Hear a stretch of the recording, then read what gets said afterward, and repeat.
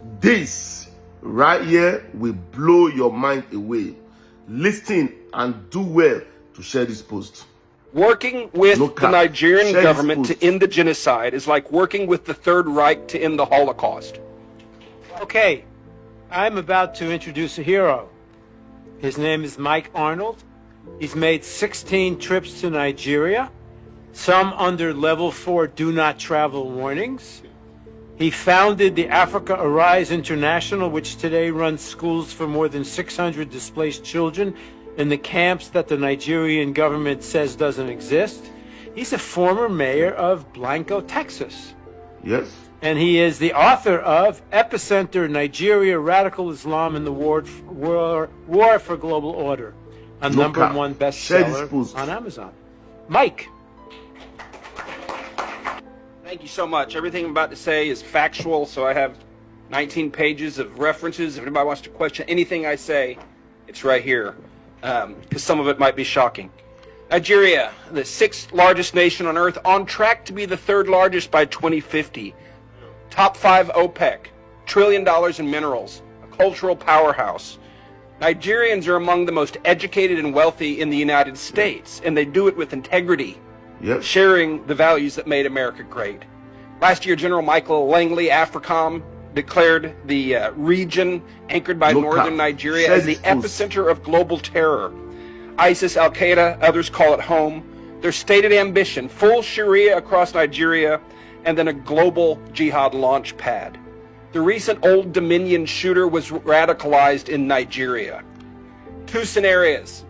America's greatest African ally, innovative, peaceful, and prosperous, or the greatest security threat of the next generation, a Sharia exporting giant. A little bit of history. In 1804, Usman Dan Fodio waged a jihad and founded the Sokoto Caliphate, Africa's largest pre-colonial empire. Beheading, raping, destruction, displacement, 2 million slaves at its peak.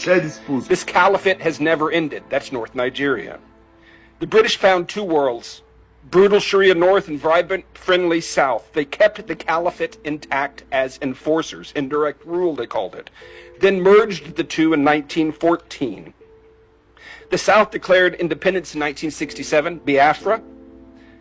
The civil war that followed, the British backed the North, which blockaded the South, shot down Red Cross planes. Up to 3 million, mostly children, starved to death. Yes.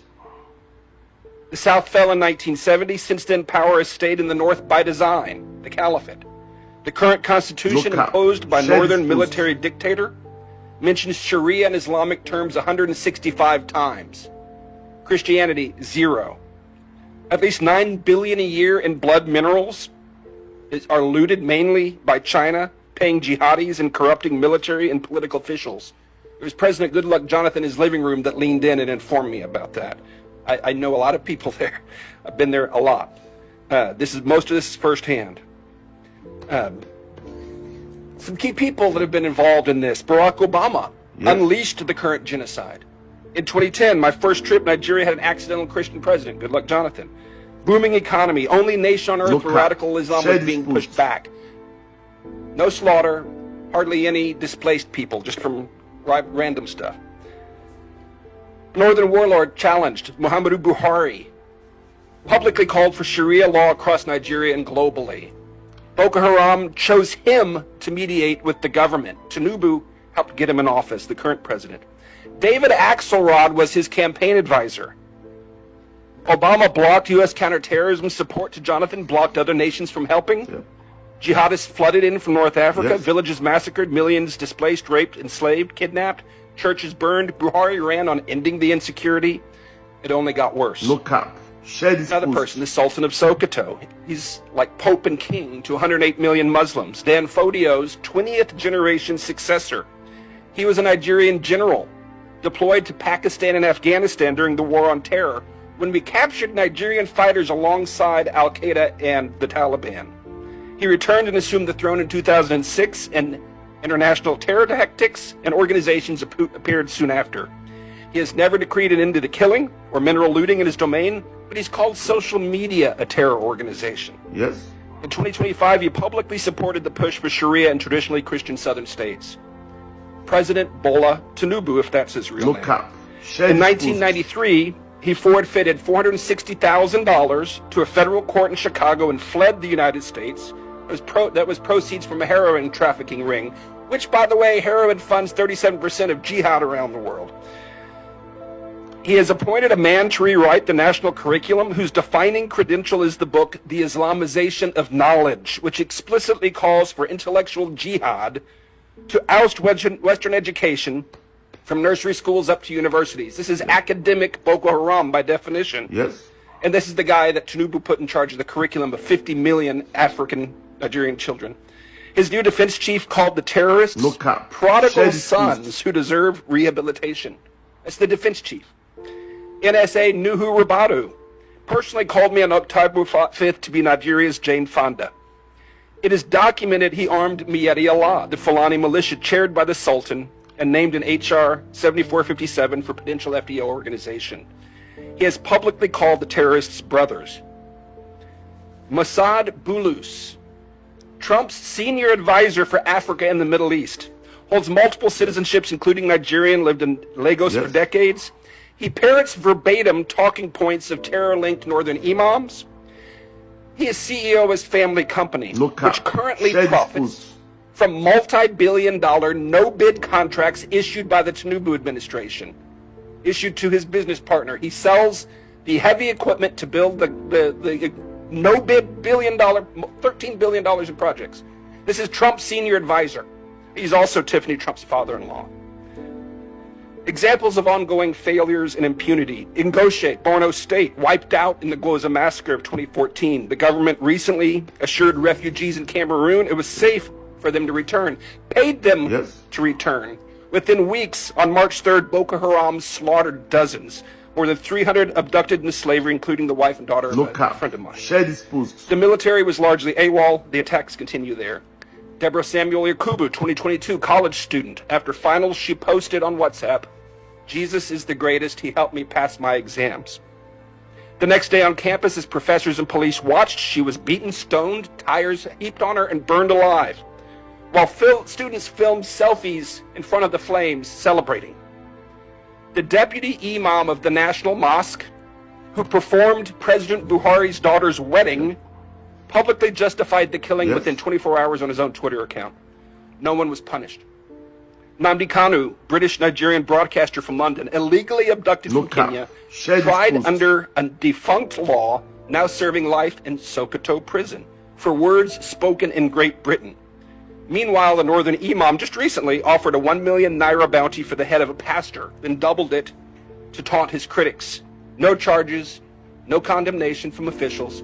I've been corresponding with the guy. He helped him get to a safe house, but he and his family are in danger and they need help. The Nigerian government goes to great expense to rehabilitate the killers, while millions of innocent displaced victims are denied, neglected, and dying. The narrative war. The farmer herder and climate change framing started in the Obama State Department. The original reference document was written by a career Sharia propagandist hired by George Soros. At least $10 million confirmed U.S. lobbying contracts are now running. Former Trump administration officials, Nigerian government lobbyists, northern imams, foreign agents, conflicted advisors, and now even Russian state television are among those working to shield this regime from accountability. The real narrative is this: Nigeria is in the throes of an Islamic conquest. Since 2009, they have slaughtered as many as 125,000 Christians and 60,000 Muslims. This is not simply religious freedom issue. This is national and global security. The emergency, as many as 10 to 12 million, mostly youth, are now displaced. 50-60% chance of radicalization by 2030 without intervention. Most are denied by the government, who call them beggars and criminals. Without intervention, this could yield 5 to 6 million more jihadists over the next 5 to 6 years. Intervention is not hard. The international community has the money and the mandate to help if the displaced are simply recognized. In 2015, the UNHCR documented multiple displacement camps in Abuja. Today, they deny those camps exist. I have run schools in those same camps since 2020. They do exist. I affirm the cycle of violence is not inborn or inevitable. A lot of Americans write it off. Oh, that's just what they do. Yes, the children who saw their parents hacked to death often come to our schools wanting to go back and get revenge, but I can tell you with an education, they gain character, hope, and vision, and they want to go back to rebuild. What must happen? Nigeria has long been strangled by radical Islamists, predatory extraction, globalist meddling, and institutional corruption. Working with the Nigerian government to end the genocide is like working with the Third Reich to end the Holocaust. Yes. They smile and spin as they wait for Trump to leave office. Since CPC designation, killing and impunity have only gotten worse. No cap. Sanctions will not work. Visa bans will not work. They're ideologues, and they'll just pivot east. Intentional denial of recognition and aid to displaced people, intentional denial of recognition and aid in this circumstance meets the legal standard of genocide. This is provable. Indict the Tinubu administration. Arrest them. They're guilty of genocide. And it's provable. Conduct a valid census and evidentiary briefing of the displaced. They are our witnesses to genocide and they need help. Yes. Investigate the Sultan of Sokoto as a terror sponsor. Circumstantial evidence demands it. We know where the militant camps are. Wipe them out. Bring the enablers to justice. Demand the release of Mazi Nnamdi Kanu and other prisoners of conscience. Offer asylum protection to them and others threatened by this regime. Ensure a free election in 2027. It can be done for the cost of a Tomahawk missile volley. Tinubu was declared the winner with less than 9 million votes in a nation of 230 million. A free election changes everything. Let the people vote on a new constitution and self-determination. Like so many other British colonial contraptions designed to fail, separation is likely inevitable, and it is just. The time is now. Nigeria is at a crossroads. It will become either a peaceful, prosperous ally or a massive launchpad for global jihad. There is no going back to the status quo. If the world turns away after this unprecedented scrutiny, the backlash will be bloody and absolute. The window is closing. We must call this what it is and intervene now, or the current genocide will grow and draw more innocent blood, not just there, but here in the United States. Thank you.